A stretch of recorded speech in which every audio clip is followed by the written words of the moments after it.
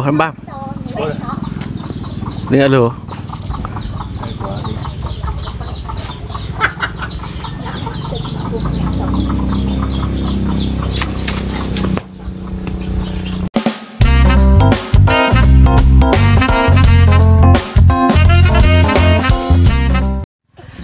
Hello, xin chào tất cả mọi người đã trở về với kênh của mình. Mình là Gia Hiếu Music. Và đây là những anh em của mình. Mình là Xem đây nha. Xem. Đây là Samson. Đây là anh Heo. Anh Heo. Heo nhà biệt danh anh Heo. Và hôm nay thì anh em của mình sẽ làm một món ăn gọi là thường ngày đặc trưng của người dân ở đây. Nếu muốn biết món ăn gì thì mời các bạn hãy theo chân anh em mình để đi săn lùng nguyên liệu nhá của nó nhé các bạn.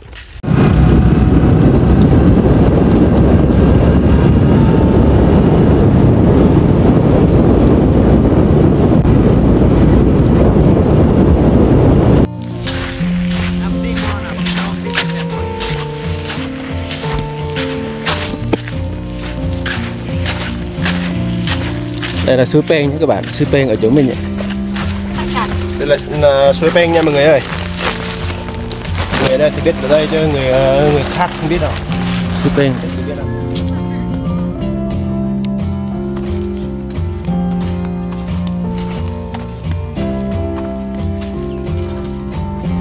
Ăn được.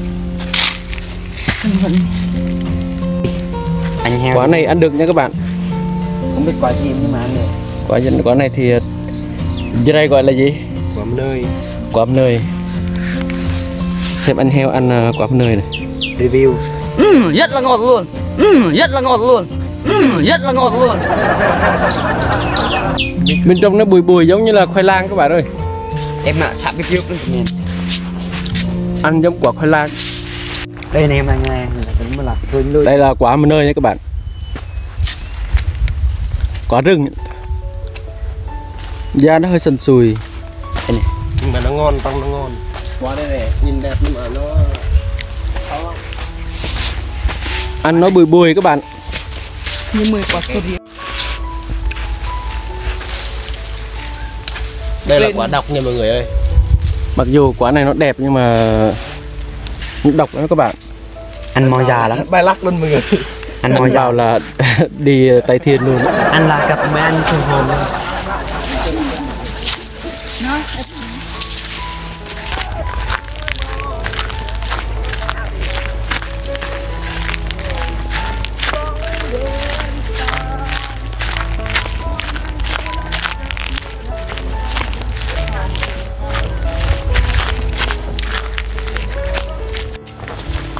Cuối cùng đã tìm thấy tổ kiến vàng.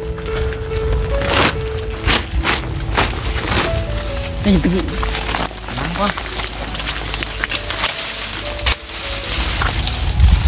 Bắt đầu chặt nha mình. Đây sặc lắm là kẹt nè. Rồi để vô bao luôn. Kẹt mất mã. Lạ lẽ đánh. Chỉ cho dịp đi theo gì. Mà nó là tanh mà. Đây tổ kiến vàng này các bạn. Thế không? Coi mà. Để sắp hết, sắp hết. Luôn. Chú mặc lầm trả thì mà trộn. Mà trộn lắm nữa nè. Hãy cho đi dạ bao nhé. Đây sạc rồi. Dạ sạc. Trong rồi. Thôi Vòng trọ là nó.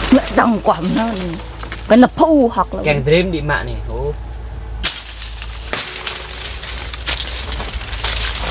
Ê, đừng thấy hộp luôn. Bắt con này rất là nguy hiểm bởi vì không nhanh nó cắn đau lắm. Đó. Chô, mấy thanh niên thích Mấy thanh niên chuyện vào cái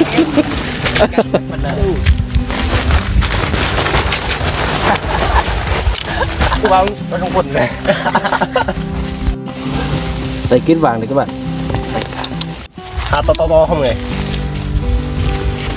Review luôn. Điều nhà Bạc Sơn.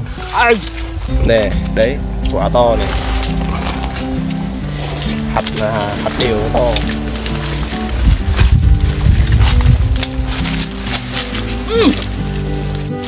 Kiến vàng cắn đau quá các bạn. Giờ review ăn quả đào lộn hột hay gọi là quả điều. Ngọt quá. Đây này mọi người, mời mọi người nha. Ngọt lắm này.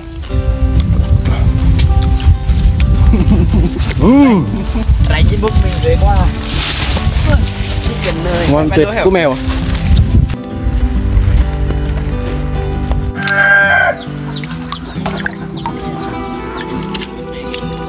Kiến vàng lúc này tụi mình đi bắt đây các bạn.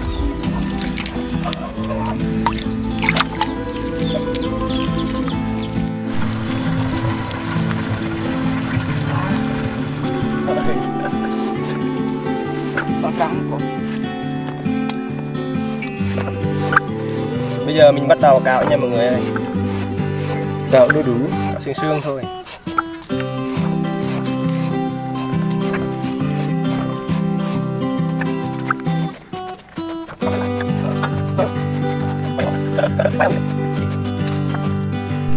Đầu tiên là giá ớt bột ngọt đấy các bạn. Muối ớt bột ngọt.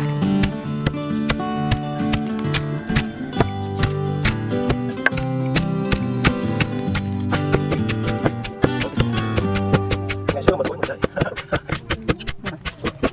Tí nữa review kiến vàng kèo. Em muốn ăn luôn. Chỉ để ăn.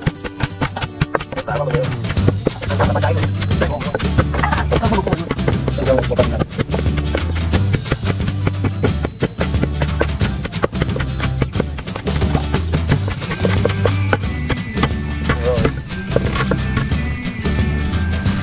Nhìn ớt đây các bạn, rất là phê luôn.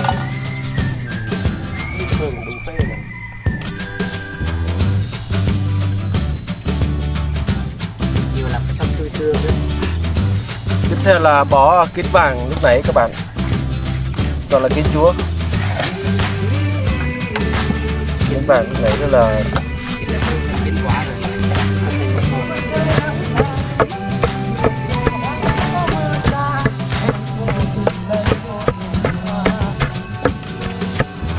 Được rồi.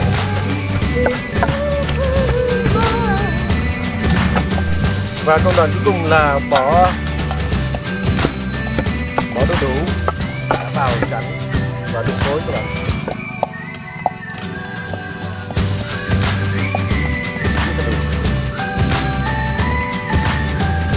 Đủ quá mà. Nhiều hơn. Tí này châm rồi tiếp. Dạ vâng ạ.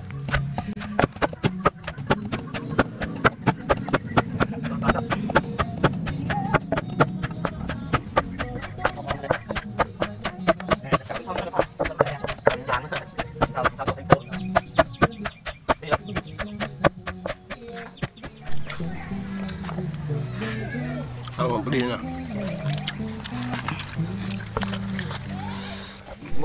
Và đây là món kiến vàng giá đu đủ, nhập đu đủ giá kiến vàng. Nhìn rất là hấp dẫn. Bố coi nhỏ. Siêu cây. Nhật lại cho nên lượt. Hello, xin chào tất cả các bạn đã trở về với channel của mình. Đây là món kiến vàng giá đu đủ, nhầm, đu đủ giá kiến vàng. Các bạn có thể thấy là ở đây kiến vàng Nhà xóm thay cho chanh các bạn. Món này thì không dùng chanh. Thường là cá sóc đu đủ thì người ta dùng chanh, ở đây là dùng kiến vàng thôi. Rồi mời các bạn cùng thưởng thức với anh em mình nhá. Bóng ạ. Bắt đầu vào đi. Vô thôi, vô. Vô thôi.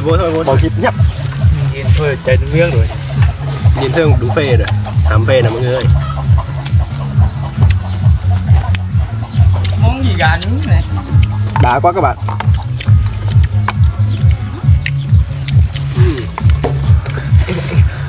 Mời mọi người nha. Mời tất cả mọi người này. Mặn tít mà. Phê, rất là phê. Cực kỳ phê luôn. Không biết bạn nào trong này đã ăn kiến vàng chưa, nhưng mà kiến vàng đầy ngon lắm các bạn. Tại kiến chúa nữa. Nó vừa chua, vừa bùi, Bởi vì kiến chúa thì ăn nó là bùi. Mày nghe ăn con tôm nha. Thôi quá. Không được đâu. Chết người đấy. Siêu cay.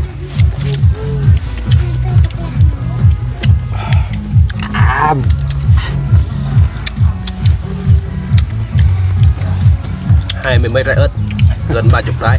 30 trái ớt.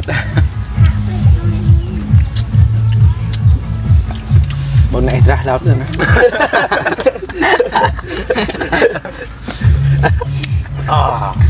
Rồi mình lúc lại Thức lắc. Cái thức lắc nữa. rất là ngon. Nước mắt chảy nước mắt rồi mọi người ơi. Cái này bong.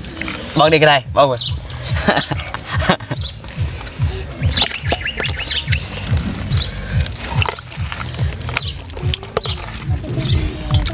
Nhìn rất là phê các bạn ơi.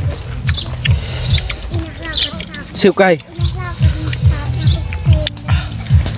Siêu cay và lại siêu ngon nữa. Cay quá.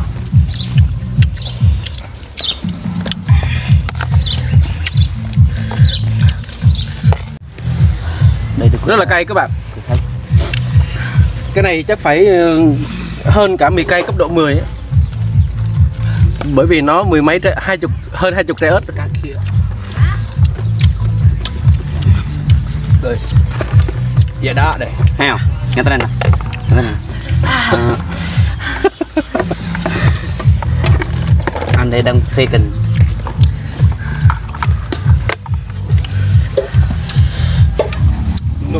Thật sự là quá cay, mình không thể tiếp tục được. Nếu các bạn thấy video này hay thì hãy cho mình một like, một share và một subscribe nhé các bạn. Cảm ơn các bạn đã theo dõi video của mình từ đầu tới bây giờ. Xin chào tạm biệt và hẹn gặp lại.